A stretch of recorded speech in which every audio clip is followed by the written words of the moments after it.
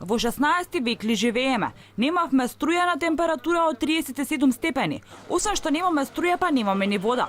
Вака селаните од Раштак и Љуботан ја опишуваат голготата која ја минале во последните 27 часа. Мештаните на овие села го обвинуваат ЕВН дека намерно ми ја исклучува струјата, бидејќи соседните села не ги плаќале сметките, па тие се само колатерална штета, иако навремено си ги подмирувале долговите. Како што гледате, собрани сме повеќе луѓе тука, жители на село Раштак, за да го изразиме револтот од постапките на ЕВН, за да биде појасно на целата македонска јавност. Во рок од еден месец имаме на 2 пати исклучување на електрична енергија повеќе од 24 сати. Објаснувањата на ЕВН се дека се работи за дефект, што ние сметаме дека апсолутно не држи, затоа што има некои информации дека се работи за намерно исклучување од страна на ЕВН поради диво приклучување или неплаќање на некои корисници кои не се од село Раштак. Писмата од 5 години. Погледај, нека дојде било кој да погледа едно писмо да отвори, да дајде дека не е платено. Тоа се од 2014 до 2018 година писма све. Нашиот народ не е како и табо во Љуботан може има такви поштени, ама има и повеќе непоштени. Немој да страдамо сега ради нив и мие. Овдека е село на оваа температура што викат се работи, поljски работи, не може човек да се измие навечер мириса на или стока или се испотил. Ова треба да се го среди ЕВН. Не можеме ние како село, како селани да патиме за можеби 10-15 луѓе што не плаќат. Тоа е приватно нешто. Значи, тие можат да се разберат помеѓу себе зошто на нив да им исклучат, а не цело село. Значи тука повеќето од селото плаќа.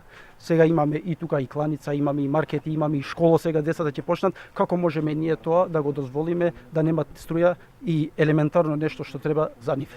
Ова не е прв пат во овие села електрична енергија да нема повеќе од 24 часа.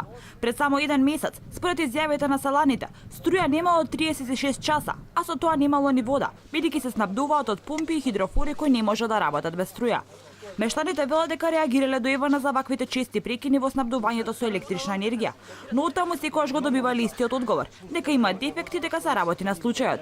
Селаните велат дека претрпуваат штети со немањето на струја, им се расипува храната, домакинските апарати, а и дечињата во овие топли денови се оставени без вода. Селаните од село Љуботан и од село Раштак ќе бараат обештетување за настанатите штети кои се предизвикани од немањето струја во повеќе наврати. На собирот во овие села беше присутен и градоначалникот на општина Бутел Велимир Смилевски, кој истакна дека ќе се заангажирал да се реши овој проблем, иако проблемот не е од вчера. Мислам дека ќе поразговараме малце посериозно и со раководството и дирекцијата на ЕВН, затоа што ваков испад не смее да се случи во наредниот период.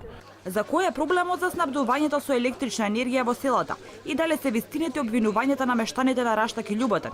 Телевизија Алфа побара одговор од ЕВН, кој одговорија дека подедене времето кое вчера го зафатило регионот на Скопје, без напојување останале дел од селата Љуботан, Љубанци и Раштак.